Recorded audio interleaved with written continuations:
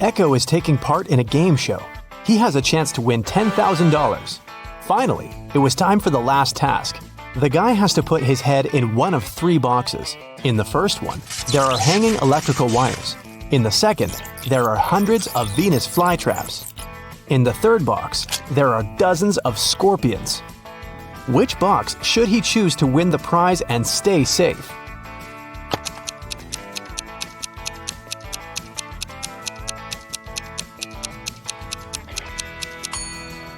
He should choose the second box. Venus flytraps don't harm people. Emilia's uncle was a mysterious man working on some secret project in his lab in the basement. He never allowed the girl in. So one day, when the man went to get a cup of coffee, Emilia broke into his lab. The door immediately closed behind her back and locked automatically. The lab was a teleportation machine. It could take Emilia to one of 3 places. The first place was the ocean where the Titanic had sunk. The second one was the city of Pompeii. A volcano erupted there many centuries ago. The last place was the Bermuda Triangle. What is the safest place for Emilia to go?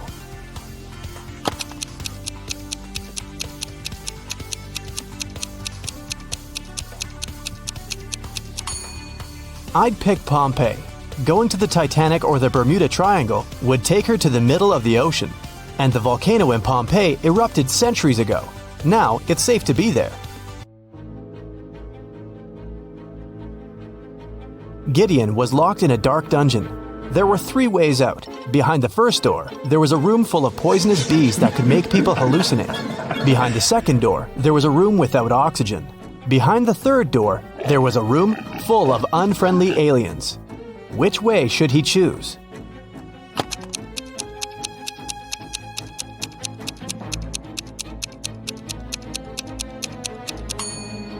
The room without the oxygen seems the most promising option. Gideon can hold his breath and quickly walk through the room. In a quiet neighborhood, someone broke into Mr. Edwards' house at night and stole his collection of jewelry. He reported the burglary, and a detective came to investigate the case. First, he visited the neighbors. The detective asked them what they were doing the night before. Kira said she'd been watching TV all night and hadn't gone anywhere. Abel said he'd been on the plane, getting back from Madrid.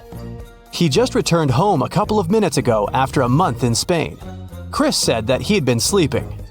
After the interrogation, the detective knew who the thief was. Have you figured it out?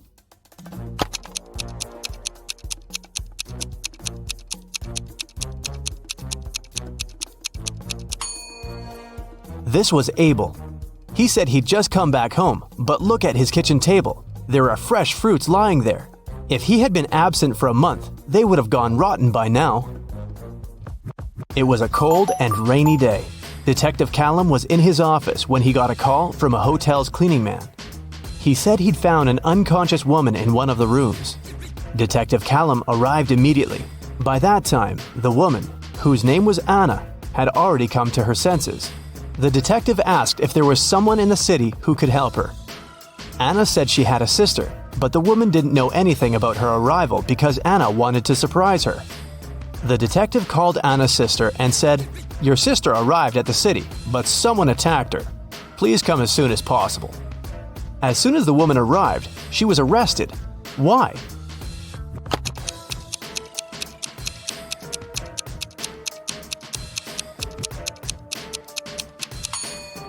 Anna said that her sister didn't know she was going to visit her. Detective Callum didn't specify where exactly the sister should come, but she still managed to find them. For some reason, she knew where the place was.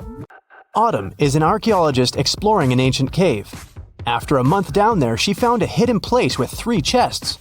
One of them had gold in it. But if the woman picked the wrong chest, she'd get locked in the cave forever. The note on the first chest said, "The gold isn't in chest 2. The second note said, "The gold is in chest 1 or 3. And the last one said, "The gold isn't here." Which chest should she open?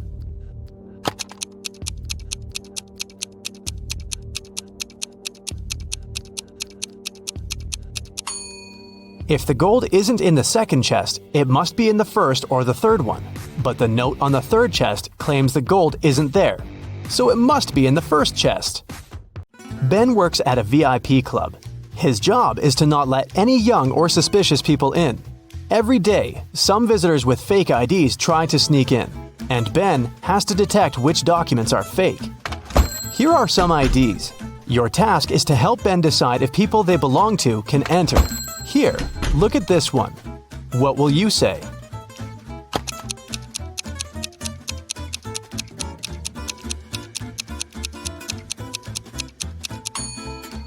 It seems like she was born on the 28th of the 13th month. This ID doesn't look real. Great, another one for you. Should Ben let this guy in?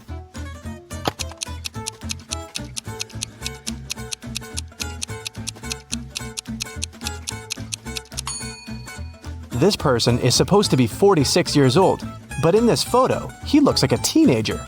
I think Ben shouldn't let him in. This is suspicious. What can you say this time? In or out?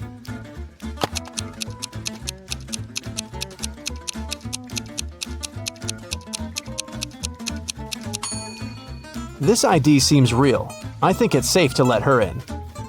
Another person, another decision. Does anything bother you here?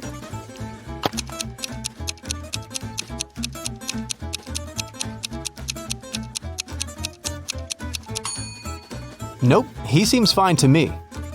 One more to go. Should Ben let her in?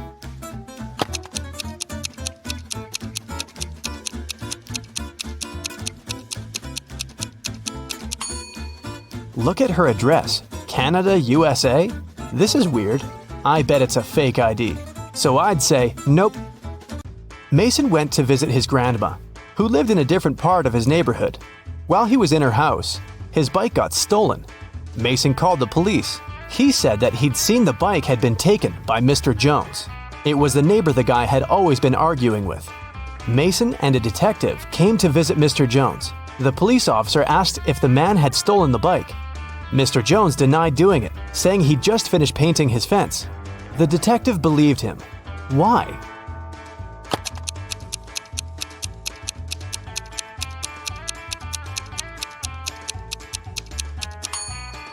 His story seems true. There's fresh paint on the grass by the fence, which proves that Mr. Jones indeed painted it just recently. When Quinn returned home after walking her dog, she found out someone had stolen her favorite bracelet from her room. Oh no! Her sister, Belle, also liked it. So Quinn went to find her and ask if she had taken the accessory. The girl ran into Belle as she was leaving the bathroom. Belle denied taking the bracelet, saying that she'd been in the shower this whole time. She didn't even have time to enter her sister's room. Quinn sneaked a peek into the bathroom and realized Belle was lying about taking a shower. How did she understand it?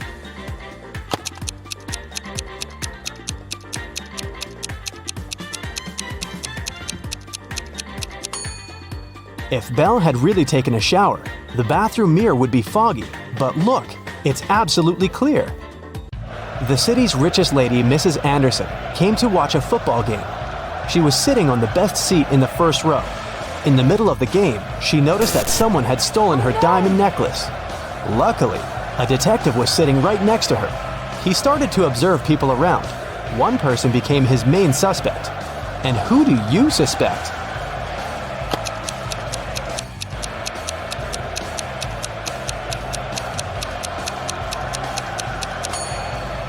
Look, there's a guy dressed as a football player with the number 7 on his back. But as you can see, number 7 is playing the game. Someone must have dressed as a player to blend in. Evie was living with her partner.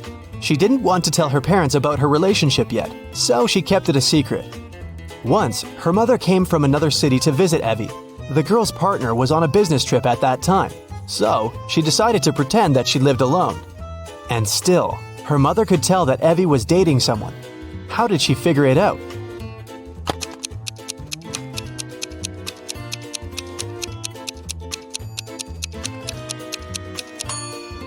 There are 2 toothbrushes in the bathroom. One of them is likely to belong to someone else. Alice and Dakota work in the city's animal shelter on the weekends. Alice walks the dog and Dakota feeds the cats. Who does something wrong?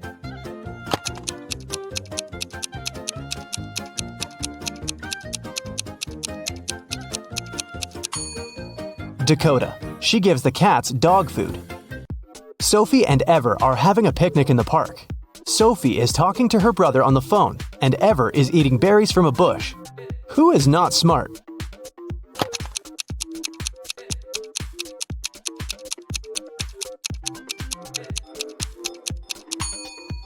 Ever. There is a warning sign saying the berries are poisonous.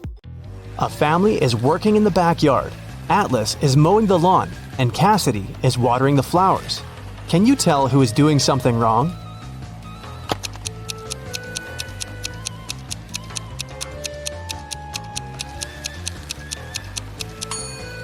Atlas. It seems that his lawnmower doesn't work properly because the grass doesn't get cut. Tatum woke up in a hospital.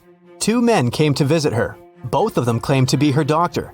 Can you tell who the real doctor is?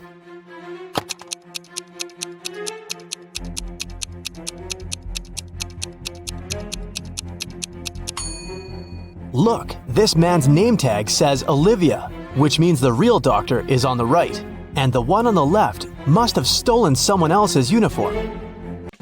2 students, Elsa and Isla, are spending the afternoon in the park.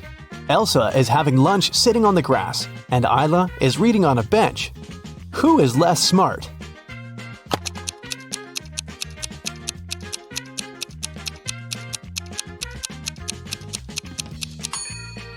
Isla. The bench has a sign, wet paint. Mrs. Evans came to a cafe to have lunch and saw her daughter Scarlett sitting at one of the tables.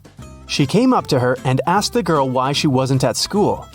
Scarlett said that her last class had finished a bit earlier and that she came here just a couple of minutes ago to get an iced coffee. She promised to be gone in 5 minutes. Still, her mother didn't believe her and grounded Scarlett for missing school. Why?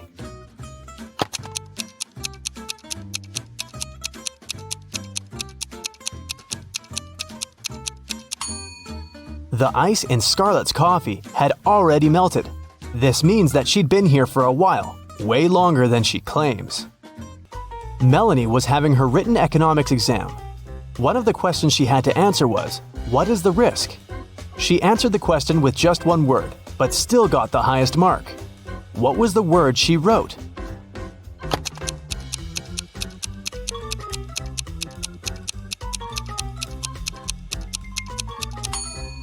She must have written the word this. So Mia wanted to go to the party her classmate was throwing, but her father didn't let her. Mia thought for a while and remembered her grandparents had just moved to their new one-story country house. She asked her dad if she could visit them at the weekend, and the man agreed. But Mia went to the party instead. When she got back home after the weekend, her father asked her if she had had a good time. Mia replied she helped in the garden a little and spent the rest of the day upstairs. Her father immediately knew she was lying. How?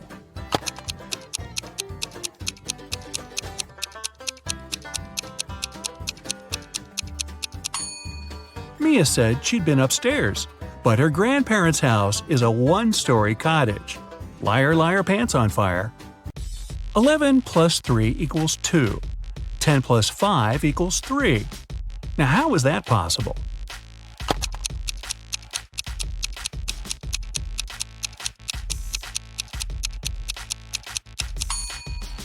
It makes sense when we talk about time. 11 o'clock plus 3 hours is 2 o'clock. 10 o'clock plus 5 hours is 3 o'clock. One king wants to find out which of his 3 sons is the smartest. He takes 3 chests and puts his crown in one of them. On each chest there's a statement, but only one of these statements is true. The crown is in this chest. The crown isn't in this chest. The crown isn't in chest number 1. Each person can only open one chest. The son who figures out where the crown is will be the next king. But can you solve this riddle?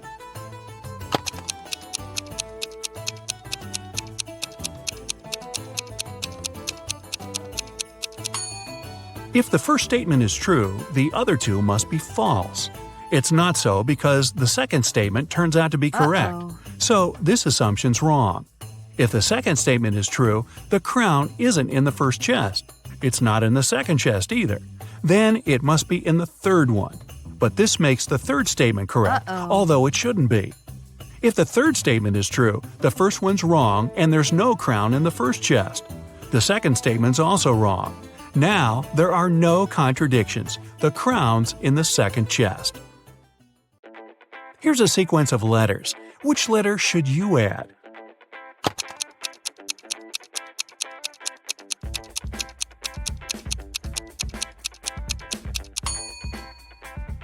The missing letter is F. If you put it at the end, you'll get E. James and Taylor were best friends in elementary school. Unfortunately, when the children were 10, James and his parents moved to another state. The friends lost contact. 15 years later, James and Taylor accidentally bumped into each other in a cafe. It was their first meeting since school. They recognized each other and started talking. It turned out Taylor was already married and had a daughter. "Wow," said James, "does she look like her dad?" "Oh no," Taylor said, "the girl's a mini version of her mother." "Ah, so she must be a blonde with blue eyes." This time, James was right. How did he understand that?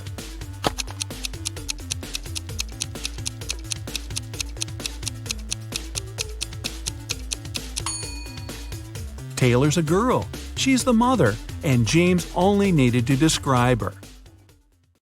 You're outside a room with 3 switches in the off position. Your task is to find out which one turns on the light in the room. You can flip as many switches as you want, but you can walk into the room and check if the light's on only once. How can you understand which switch controls the light bulb?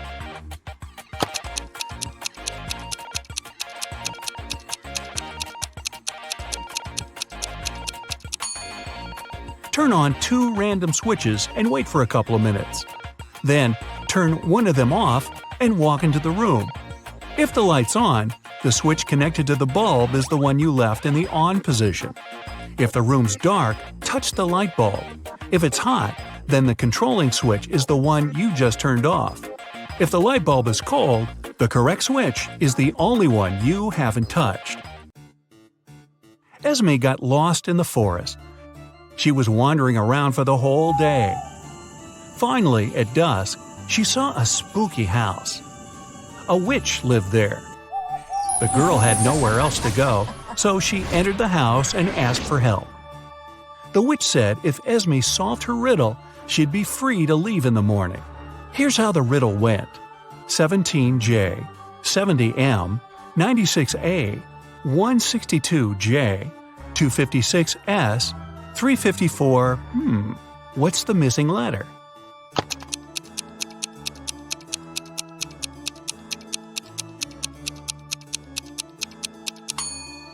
The 17th day of the year is in January. The 70th day of the year is in March. The 96th is in April. The 162nd in June. And the day 256 is in September. Day 354 is in December. The missing letter is D. A young girl got her first job as a maid in a rich lady's house. Once, when she was tidying up, she noticed a very expensive collection of books. She made a break to look through one of them and then returned it to the shelf. The girl kept working until the very evening. No one else was at home.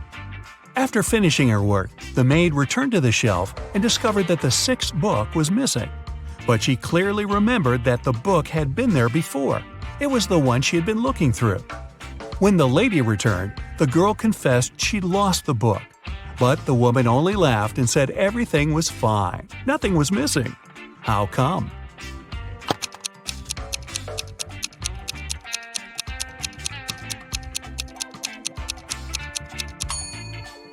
The collection had 8 books. The 9th book was actually the 6th one. The girl accidentally put it upside down. Right before Christmas, the police got information that a famous thief named Alfonso had left Chile. He boarded the plane to Los Angeles. The only thing the detectives knew about the man was that he had a beard. At the airport, the police officers met a group of people. They had just arrived from different countries. The detectives noticed 4 men with beards and interrogated them. The first one said he'd come from London. The second told the police he arrived from Chile, but his name was Cristiano. The third man answered he'd come from Sweden, and the fourth one was also from London. The police didn't even need to check their plane tickets to spot the criminal. How did they know?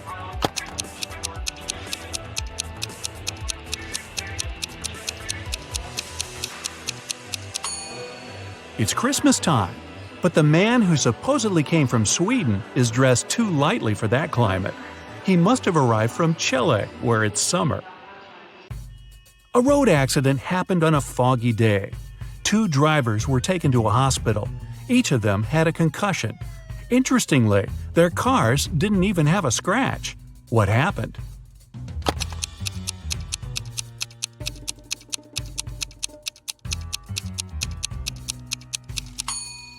The drivers were going in opposite directions.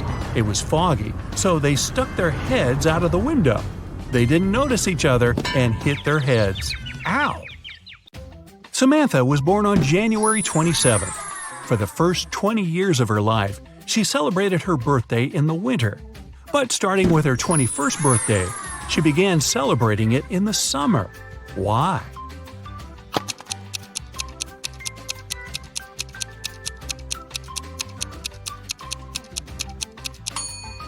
She moved to the southern hemisphere, where it's summer in January. 2 sisters, Ava and Nicole, are very honest girls. They always tell the truth, except for one day a year. On their birthdays, they always lie. Today is September 17th, and you ask them when their birthdays are. Ava says hers was yesterday, and Nicole says her birthday is tomorrow. The next day, you ask them again, and they say the exact same thing. Can you guess when their birthdays are?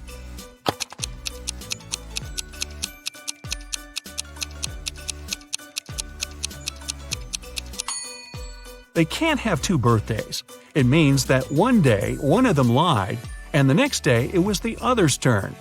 Since Ava mentioned yesterday, her birthday must come first.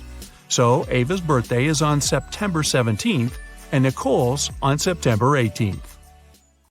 Bethany, Tommy, Eliza, and James spent the whole day at home alone. Their mother didn't let them enter her room. When she came back in the evening, she wanted to eat her chocolate bar, but it was gone. She went downstairs and asked the kids who had eaten her treat. Bethany said she'd been doing her algebra homework the whole day and hadn't eaten anything at all. Tommy replied he had been playing football outside. Eliza said she didn't even know where their mom kept chocolate. And James simply claimed it hadn't been him. Their mom knew immediately who had taken her chocolate. How did she figure it out?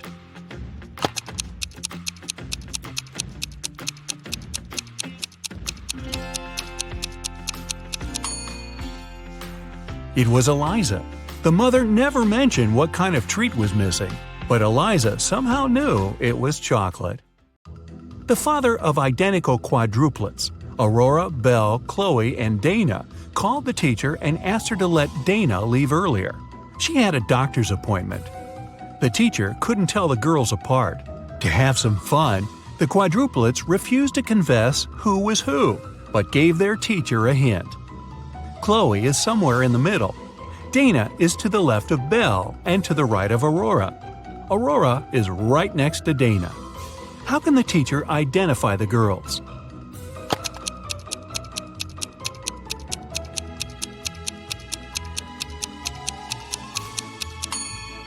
Chloe is somewhere in the middle, and since Dana has someone on both sides of her, she must be in the middle too.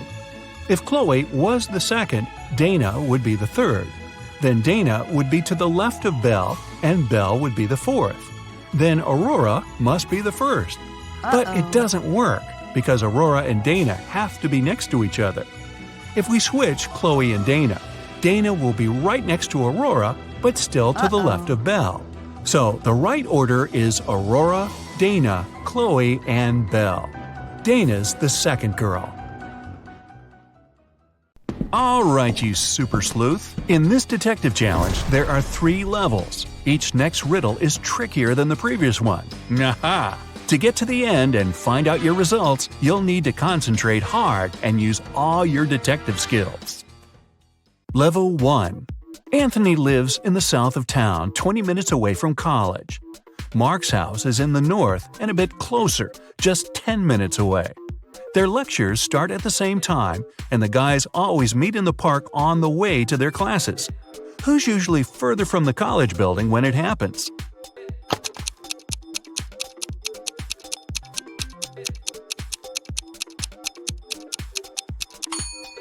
The boys meet at the same point. It means they're the same distance away from the college building.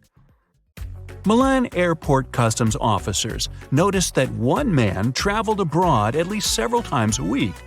They started to suspect he was a smuggler, but couldn't understand what he smuggled. He always had a suitcase or a bag with him, but there never was anything forbidden or expensive inside. Only several months later, when a new customs officer joined the team, the mystery was solved. What was it the man smuggled?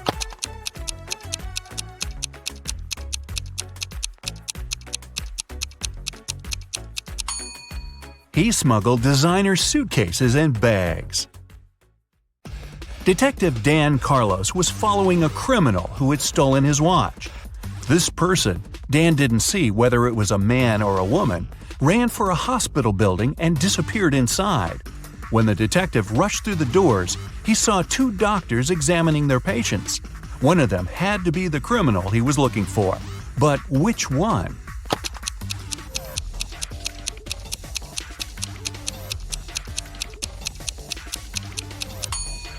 It's the woman on the left. Her stethoscope earpieces aren't in her ears. Emily had passed a difficult test with flying colors. But for some inexplicable reason, her professor's sure the girl cheated. After arguing for a while, they come to an agreement. If Emily solves one riddle her teacher will give her, she'll get to keep her high mark. On the piece of paper the professor hands her, there's just one word: house. The girl doesn't need much time to figure out the answer. What is it?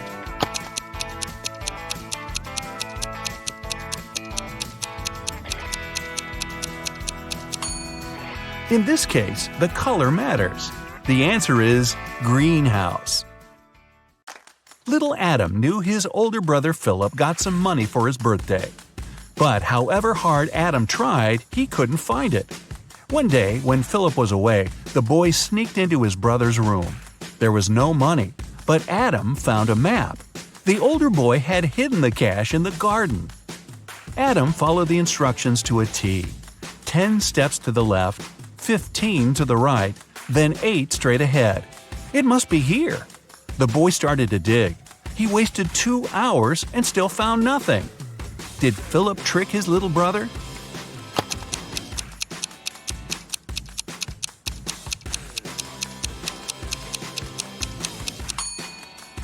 Adam's steps were much smaller than his brother's.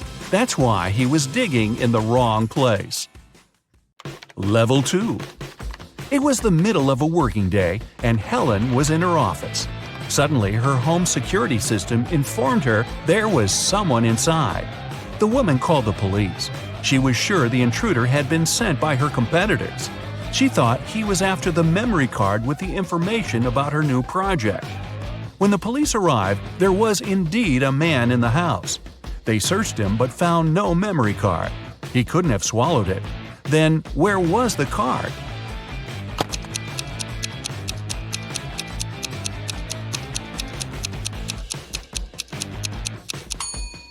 When the police got him, the man secretly slipped the memory card into one officer's pocket. After being searched, the criminal retrieved the card. The manager of a ski resort has gone missing. The police suspect 3 people that are staying at the hotel. Unfortunately, no one can find any of these people. They're probably on the slopes skiing. The police officers have no time to waste and decide to examine their rooms. Look at the suspect's stuff and say who is behind the disappearance of the manager.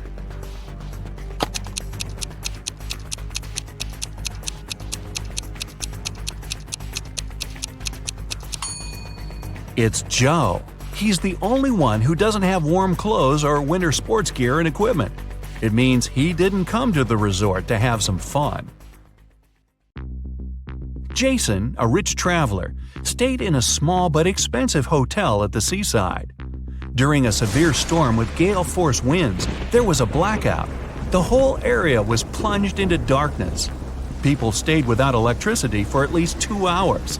The problem was finally solved, but Jason discovered that during the commotion, someone had taken his wallet with tons of cash and all his credit cards. The police arrived and questioned the people who had been in the hotel at that time. Justin, the receptionist, told the detective he had been in the basement.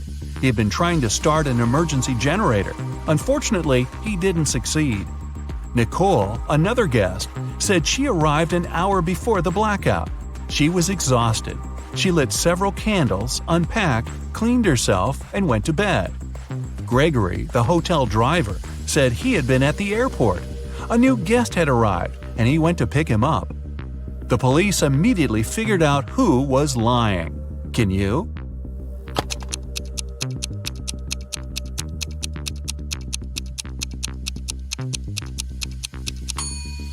The blackout was caused by a bad storm, and planes don't fly in such windy weather.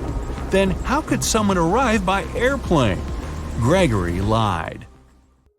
In the 22nd century, robots live among people, and it's nothing out of the ordinary.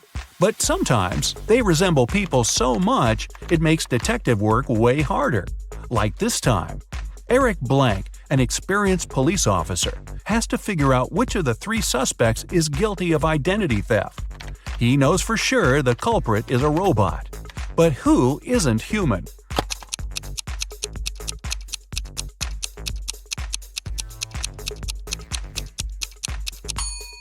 It's the girl in the middle. She has a USB port on the side of her neck. Level 3. Maria had to take part in a very important sports competition. But several days before the event, her boyfriend, Keith, found out the girl had disappeared. The only thing she left behind was a note. "I'm sorry, I had to leave. We'll never see each other again. Please call my sister Jenny. Her phone number is 2121-736362. Confused by the message, Keith went to the police. "I think Maria was taken away against her will and made to write this note. She is an only child in the family and doesn't have a sister." The police started an investigation. They found 3 people who could be behind the disappearance. Cheryl, Maria's competitor, said she had been at her mom's house resting before the competition. Aaron, Cheryl's coach, told the police he'd been spending all his time at the gym. And Kyle, Maria's coach, said he had felt unwell and stayed in bed. Who knows something about Maria's whereabouts?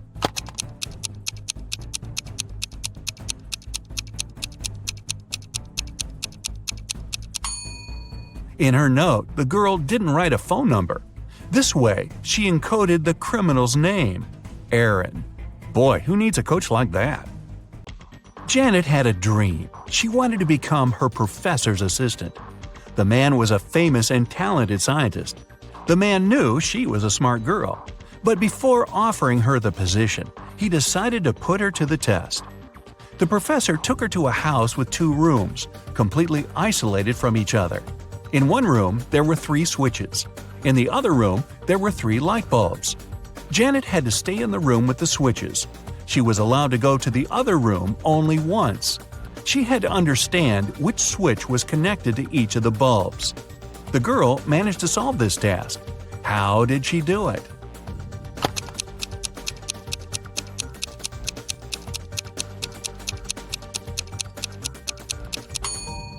She turned on the first switch and waited for a minute.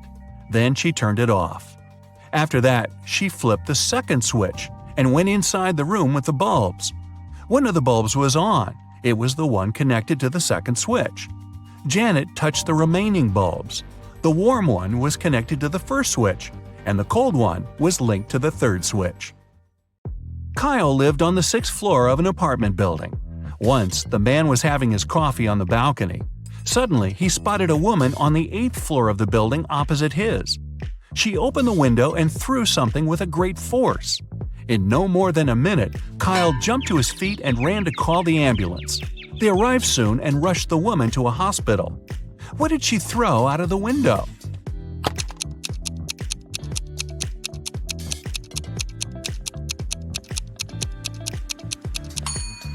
It was a boomerang.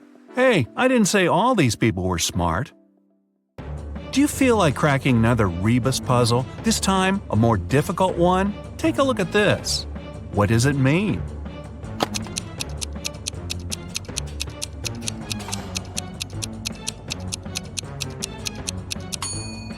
Safety in numbers.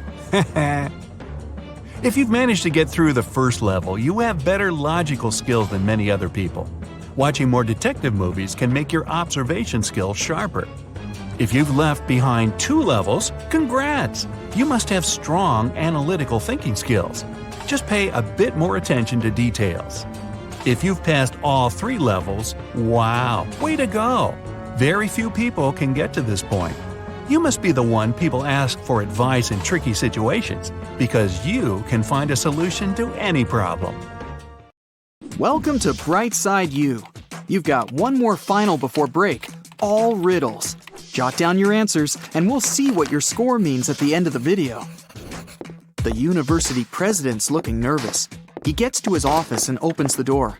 It's the end of the semester, and all the students are about to take their finals, except Intro to Geography. The teacher had to postpone that final for some reason. When he sits at his desk, he discovers that someone's been rummaging through his papers. They've stolen the physics final. How did they get in if the door and windows were closed? I'll give you 7 seconds for this one.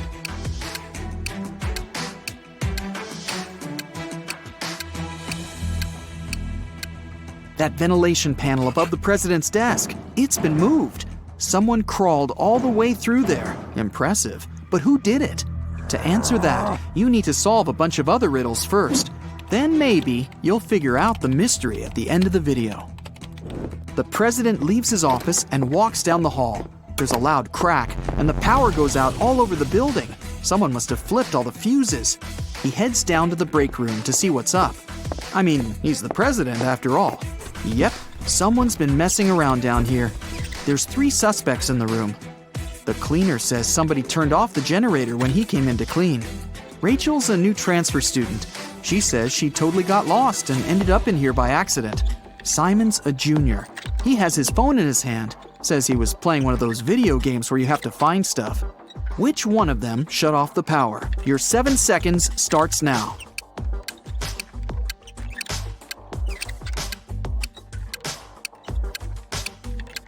It was Rachel. It's the end of the semester. She wouldn't have transferred right before finals. But why did she do it? Maybe she wanted to disrupt the physics final. He turns the power back on. Hungry. Probably a good time to grab a quick snack. When he gets to the cafeteria, there's a new problem waiting for him. Someone emptied a whole bag of sugar into a huge pot of soup. Which student was it? You have 7 seconds.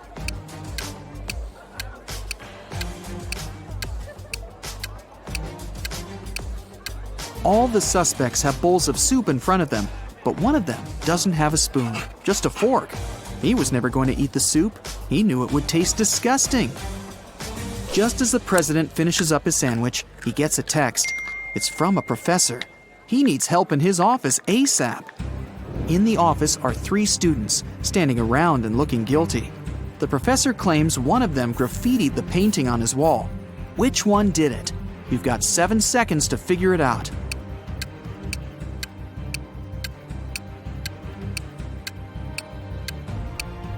It's that one. She's covering her hands. There's probably some paint on her fingers that she's trying to hide from you. Next stop, the infamous physics exam. The president heads over to the exam room. Everything's quiet in there. Looks okay.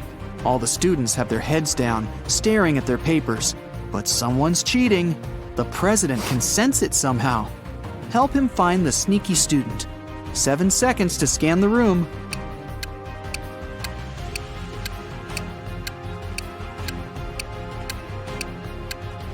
It's the guy with his legs crossed. Clever. He wrote the answers on his calf muscle. But where did he even get those answers? After a brief shakedown, he spills the beans. He got them from a friend. That hassle's over. Time for a coffee and a snack. a big one. But just then, a piercing beep smashes through the silence. The fire alarm! Oh, come on. Students file out of their classrooms, and the entire university has to be evacuated. The students are standing outside, looking at the building. No fire, no smoke even. The president gets a text from the alarm company. The alarm was triggered by a person, not a smoke detector. The president looks around. Time to round up the usual 4 suspects. Matt says he was in the bathroom when the alarm came on. Julia was taking the geography final. Clark and Lex were studying strange green meteorites together in the science lab. Which one of them is lying? You have 7 seconds starting now.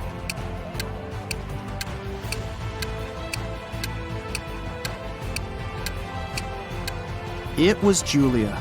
The geography teacher postponed the final, remember? Why would she lie unless she had something to hide? Today's not really his day. Someone cut down a tree right in the middle of the quad. The caretaker saw 4 students hanging out under the tree this morning, and now it's gone. Time to interview the suspects. Emily says she's been in the library all day. Loads of people saw her. Sam claims he was in the cafeteria having some soup. Lewis was in the physics final, and Michael says he's been hitting the weights all day, trying to get buff for the beach. Who cut down the tree? Your 7 seconds starts now.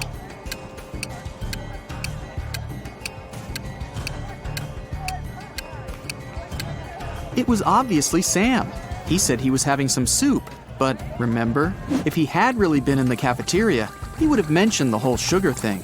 Plus, the president was in there and didn't see him. He's lying. On to the biology final.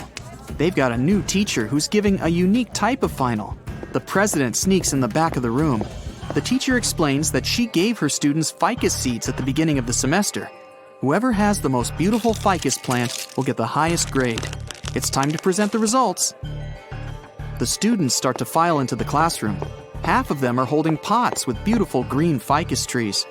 The other half have pots filled with plain old earth. No leaves, no nothing. The teacher says the students with empty pots all get an A. Why did the teacher do that? Solve this mystery in 7 seconds. Go!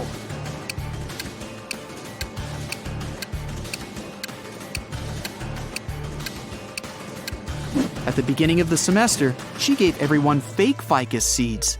The students who showed up with full-blooming plants must have bought a full-grown plant and stuck it in the pot. Ha!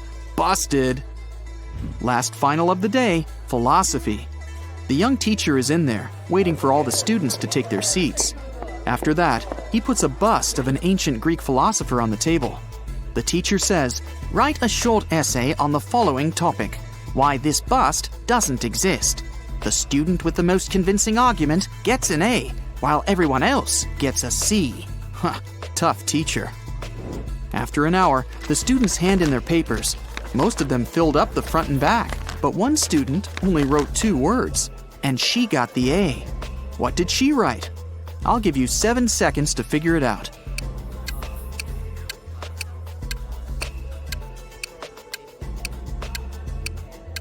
She wrote, "What bust?" The president heads outside again, this time for the parking lot. What? Someone took the tire right off of his car. How's he gonna get home? He still has a spare tire in his trunk, but the thieves took the bolts too. All 4 of them. What can he do? You have 7 seconds to come up with a plan.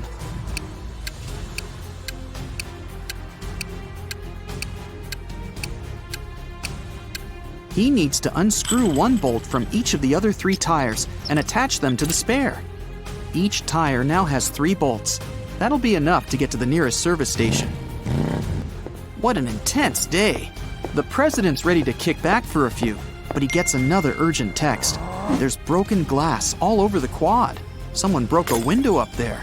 The only 3 people around are a cook, a gardener, and a student. The cook says he's been boiling up a new soup for the last hour, since someone put sugar in the last one.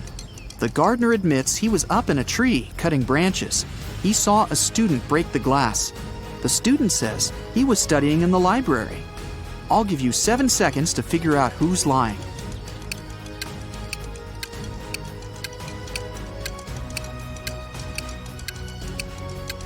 The gardener's lying. How could he have been up in the tree? It had already been stolen. He broke the glass, probably just by accident. The day's finally over. The president heads over for the best tradition on campus, the post-finals party. It's in the basketball arena. There are lights, decorations, and even a DJ. Everyone's dressed up, looking relieved. Finals are over. The party goes all night, but around 4 a.m., someone accidentally slams the doors too hard, and it triggers the automatic locks. Everyone's trapped. The president can be the hero of the party. He just needs to find a way out, grab the spare keys from his office, and open the door from the outside. But how? One of the students, Eric, says he knows how to get out of the gym through a vent. The president looks at him, and his face goes red with anger. Why?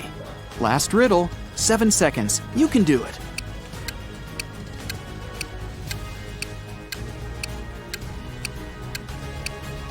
Eric just gave himself away.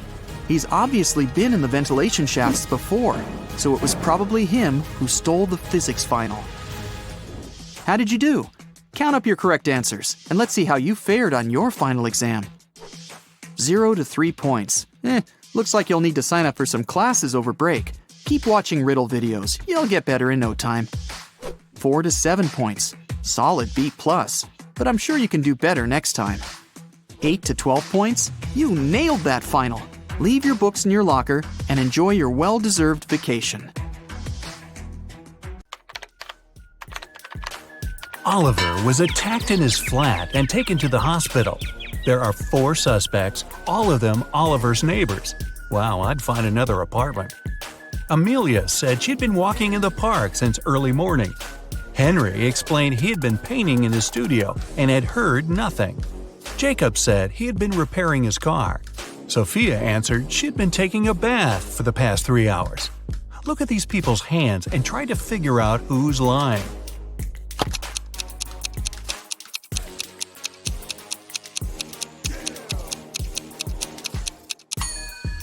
It's a bit strange that Jacob, who was repairing his car, and Henry, who was painting, both have such clean hands. But they could be wearing gloves. On the other hand, Sophia's hands and fingers don't have wrinkles. But it would be a natural skin reaction after 3 hours in a bathtub. Sophia, you've been caught smooth-handed. The police found out there was a new smuggler in town. 3 people were under suspicion. Luna, a school bus driver, Jackson, a fire truck driver, and Daniel, an ambulance driver. All of them claim to have been busy with their work since the very morning. Can you figure out who's the smuggler?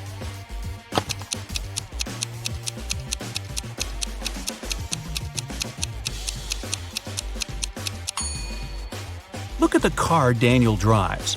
On such vehicles, the word ambulance is normally written backward. It's done so that other drivers can instantly read the inverted word in their rearview mirrors.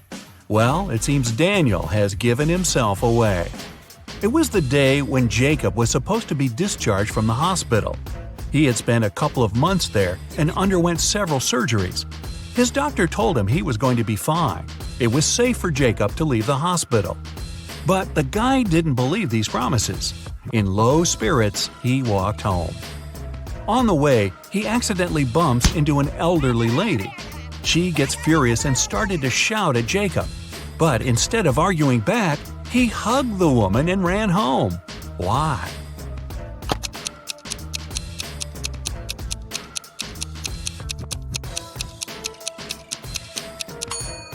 Jacob had hearing loss. He didn't believe his problem could be helped. But when he heard the woman shouting at him, he realized the doctor had told him the truth. Maybe the doctor should have shouted. Chloe stayed late at the office that day. When she was driving home, the woman was worn out. At one moment, she even started to doze off. That's when it happened. She spun off the road and crashed through the fence that was on her way. She couldn't control the car anymore. It slipped down a steep hill and ended up in a lake. Chloe couldn't move her arms. They were stuck. She couldn't undo her seatbelt or open the door. The car sank to the bottom of the lake. Was Chloe doomed?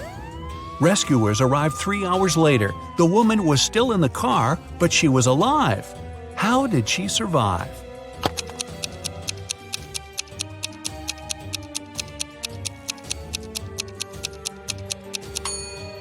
After the car hit the bottom of the lake, the water only came up to Chloe's throat. It was a very shallow lake. Good thing, huh? It was Jack's birthday, and the fellow got a present he had been dreaming about for ages – a motorbike. The next morning, he rode his bike to college and left it at the parking lot. During lunchtime, Jack decided to check on his motorbike. Imagine his horror when he found out someone had broken the mirrors. The security guard told Jack only 3 other people had left his building in the afternoon. They were Owen and Sam, 2 best friends, and Layla, the girl who once liked Jack but got turned down by him. Owen said he and Sam had gone to the campus cafe to get sandwiches for lunch. Sam confirmed this. He then added the bike could have been damaged by Layla out of revenge. But Layla told Jack her mother had visited her and they had spent 2 hours together. So, who's lying?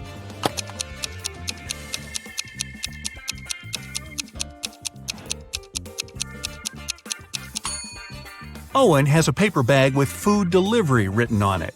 It means the guys ordered their lunch, not bought it in the cafe. They broke Jack's mirrors and tried to frame Layla. Not a good reflection on them, huh? Detective Taylor was chasing a dangerous criminal. Suddenly, the man entered a hospital. Oh no, there are hundreds of rooms there. Luckily, it was raining and the criminal left footprints on the hospital floor. The detective followed them and got into a small room. There were 3 people there, all covered in bandages from head to toe. But one of them was a fake patient. Who?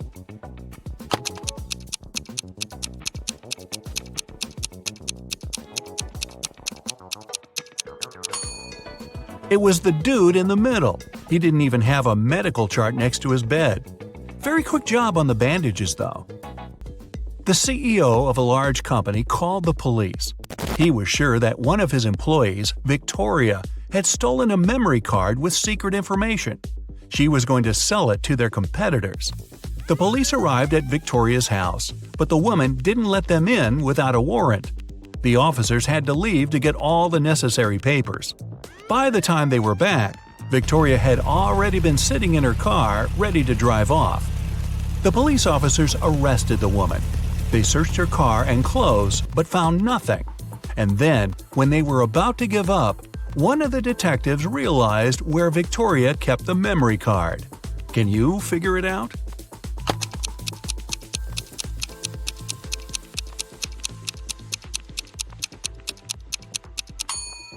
When the police first came to her, the woman had her hair down. But after that, Victoria changed her hairstyle. The memory card is in her bun.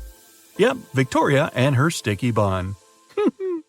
Michael was going home from the gym when everything went black. When he regained consciousness, he found out he was in a locked room. Next to the door, there was a computer with a keyboard. On the screen, there was a riddle. Michael had to write the correct answer and the door would open. The riddle went like this. It makes 2 people out of 1. What is it? Michael typed the needed word and the door opened. He was free to go. What was the answer?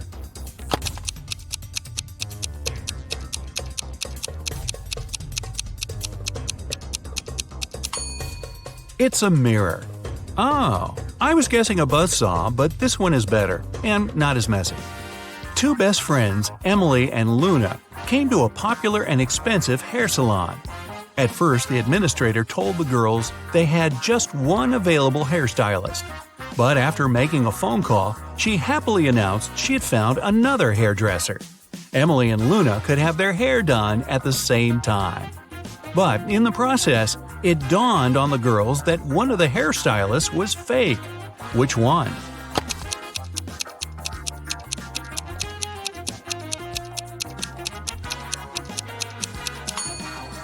Both hairstylists are using regular scissors, but instead of hairspray, the one on the left is holding a can of bug spray. Yeah, that's a big clue right there. A man on a bike grabbed Sarah's bag with all her documents, money, and smartphone and sped off. The only way the girl can get her bag back is by taking someone's car and driving after the criminal. There are 3 vehicles parked nearby. Which one can Sarah break into and drive off, borrow?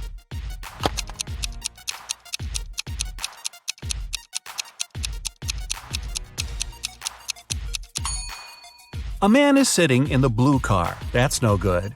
If she decides to take the red car, CCTV will spot her. Her only option is the brown vehicle. Oh, and Sarah, don't forget to return the wheels when you get your bag back, otherwise you'll be Grand Theft Sarah. Mary and her younger brother Alex were mushroom hunting in the forest.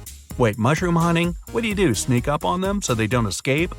Anyway, they started to quarrel. Alex got angry and ran away. After several minutes, Mary rushed after him. She was still fuming, but also worried. Soon, the girl reached a small river. A man was sitting on the shore. Did you see a teenager here?" Mary asked. "Yep, he's just taken a boat and made it to the other side." But Mary didn't believe the man. Why?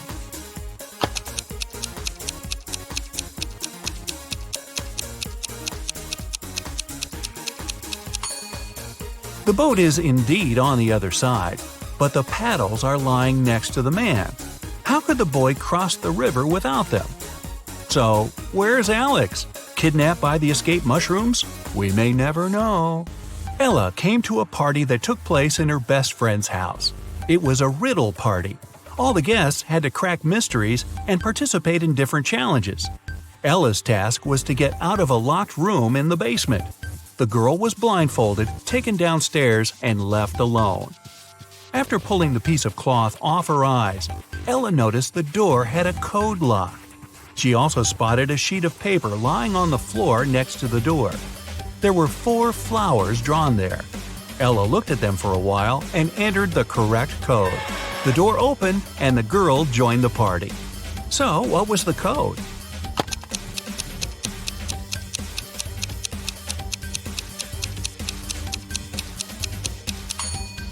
Ella counted the petals on each flower. The code was 5748. Carter was visiting his friend Mateo, who lived in another city. Mateo loved riddles. In the evening, he challenged Carter to get the key to the guest room where the guy was supposed to be sleeping.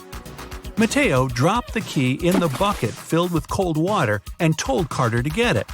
But he couldn't touch the water or use anything to pull the key out. That night, Carter slept in the guest room. How did he get the key?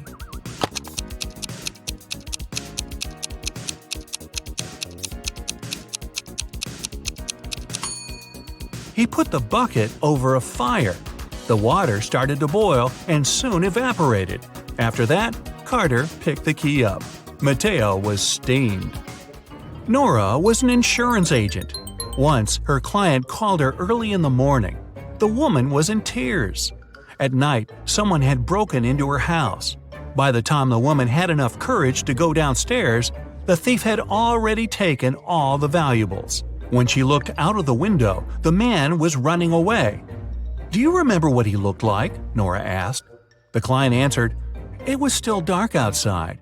I understood it was a man, tall and thin. He had dark hair and was wearing a V-neck t-shirt." Nora immediately realized her client had staged the burglary. How did she figure it out?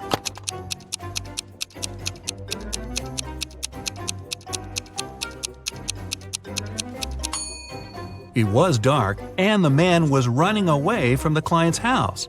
Then how could the woman see he was wearing a V-neck t-shirt? Beats me. You suddenly wake up trapped in a dark room. Your only source of light is a candle. There are 2 doors in front of you. Behind one of them, there's a tunnel that will lead you outside to freedom. Behind the other, just a cold brick wall. You have a key that will open only one of the doors, and you can try it just once. So, how do you know which door to try?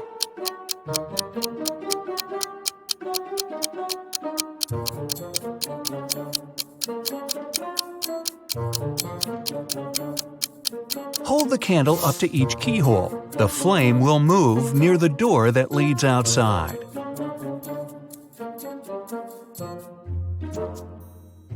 You escape to freedom, but you need to send some important documents to your friend Beth. You can't mail them in a regular package because the precious papers will get stolen. So you put them in a box and lock it. But Beth doesn't have the key to this lock. How can you send the papers if you can't send the key to the lock separately?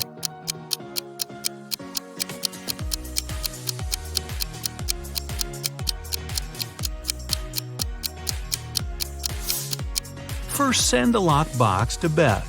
She'll attach her own lock and send the box back to you. Then, remove your own lock and send the package again. Beth can then remove her lock and finally open the package. Bad news. You get a call one morning from Beth. She says the crucial documents were stolen from her office. They'd been on the desk the evening before, but are nowhere to be found this morning. You immediately go there to question the employees. In no time, you gather 3 suspects. Sean said he had been at the movies last night. Michael had taken his girlfriend to an amusement park. And Christina was at a prestigious art gallery. Who's lying?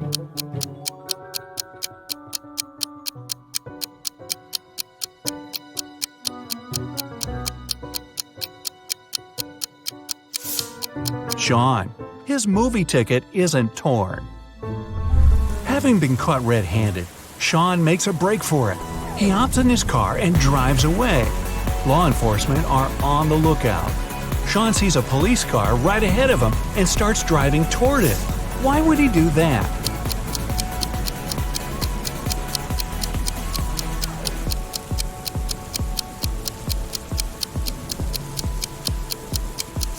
He was on a bridge. He needed to go toward the patrol car to get to the other side and make his escape. No such luck for poor Sean. He gets caught and locked up. But he starts hearing rumors of an inmate planning to break out. The guards have 2 suspects. First, a quiet bookworm who spends most of his days with his nose buried in sci-fi novels. The second, a big burly tattooed guy who's always working out. Who should Sean become friends with if he wants to get out of here?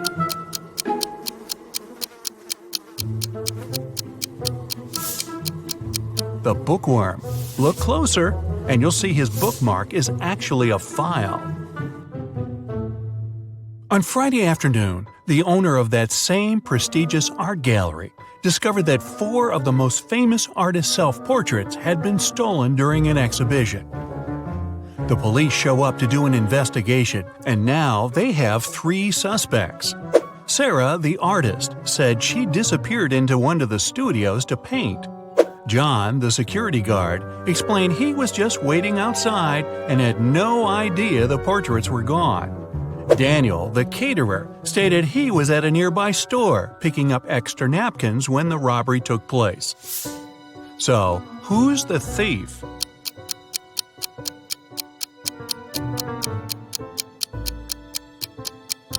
It's the security guard. He couldn't have known the stolen paintings were portraits if he was standing outside. As fate would have it, there was another incident that night. Michael, who never really liked what passed for art in modern times, rushed into the gallery and caused millions of dollars worth of damage to several paintings. Yet the gallery's owner thanked him for his actions. How come?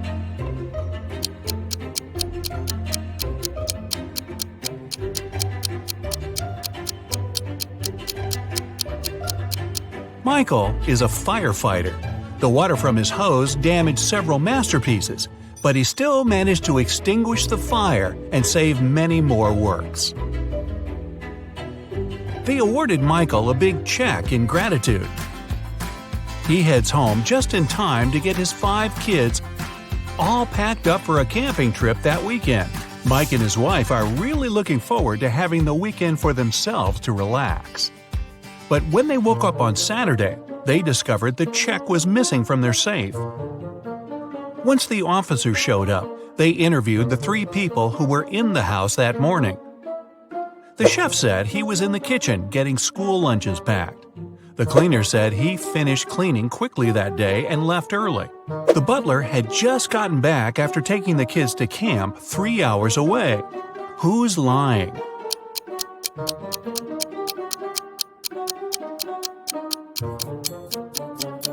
It's the chef. It's Saturday, so there's no school, and the kids have gone camping.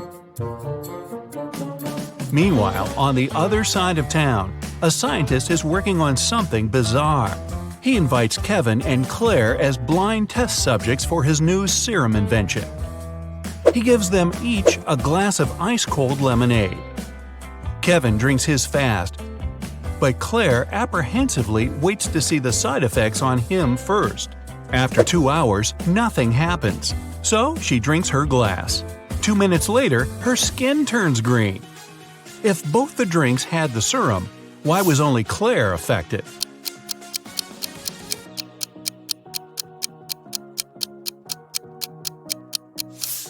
The serum was in the ice. Since Kevin drank his fast, none of it got in the lemonade. Claire runs out of the lab in horror. She gets in her car and speeds off. As she's driving down a long, empty road, one of her tires pops off. Good thing she has a spare in the trunk. But here's the problem. She now has no lug nuts to put the spare on with. So what should Claire do?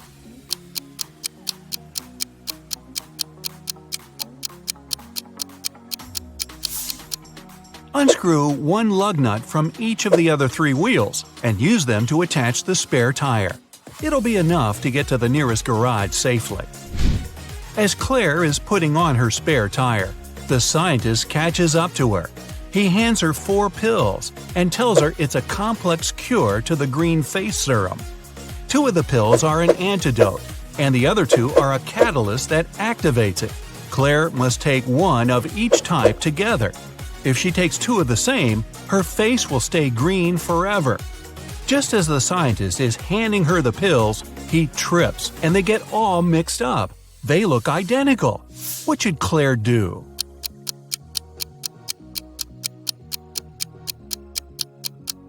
Grind the tablets up, mix all the powder together, and divide it in 2 parts. Each half will have the same amount of catalyst and antidote. It worked, and just in time. Whew! The next day, Claire has a big calculus exam. But funny enough, all the students in the class refuse to take it. Professor Miller can expel only 1 student for skipping the test. All of them know each other's names. If a student knows they'll be expelled, they agree to take the test.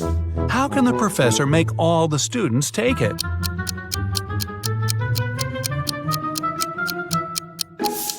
She should tell them she'll expel the student whose name comes first alphabetically.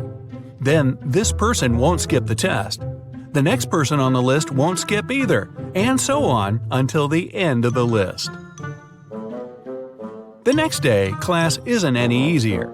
Professor Miller grabs her cup of coffee, takes a sip, goes to set it down, and what's this? It's stuck to her hand. Somebody put glue on the cup, and she's got 3 suspects. Look carefully to find out which student is playing tricks on the professor.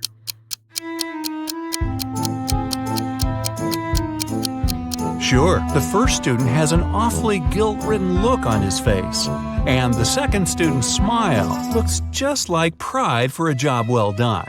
But look closer at the third student's pocket. Yep, it's the tip of a glue bottle. Professor Miller is so annoyed by her class's shenanigans, she decides to change her career. Wow. She opens a shoe factory. She's so successful that she builds a second one in another city. But despite her success, the problems don't end. Her employees keep secretly taking shoes from the plant. What can she do to resolve the issue?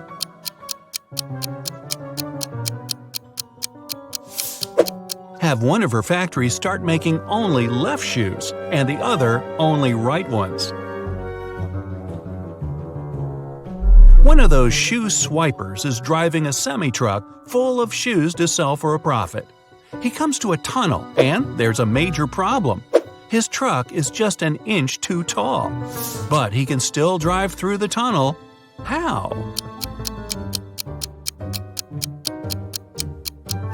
Let some of the air out of the tires. It'll lower the truck just enough.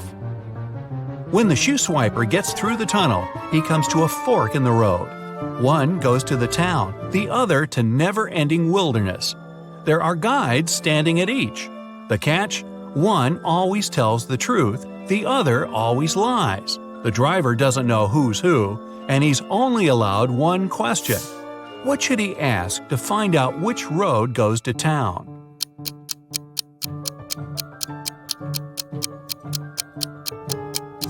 Ask either one of the guides which road the other would say is the right way. Then he must choose the opposite. The truth teller knows the other will lie, so they'll point the driver toward the road to nowhere. If he asks the liar, they'll know the other guard would honestly point him toward the town, so they'll again recommend the road to nowhere.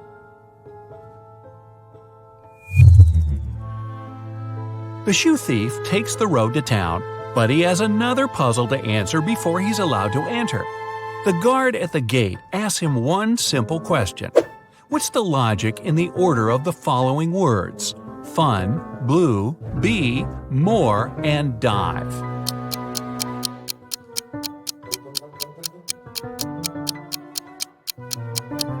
Every word rhymes with its number on the list. Fun 1, blue 2, bee 3, and so on. The shoe swiper finally settles down in this new town. Too bad for him, he can only use a payphone to make calls. One day, the phone breaks. He informs the phone company, but they do nothing. He tries again the next day. Same result. The third time, he finally gets them to come out and fix the phone. So, what did he say?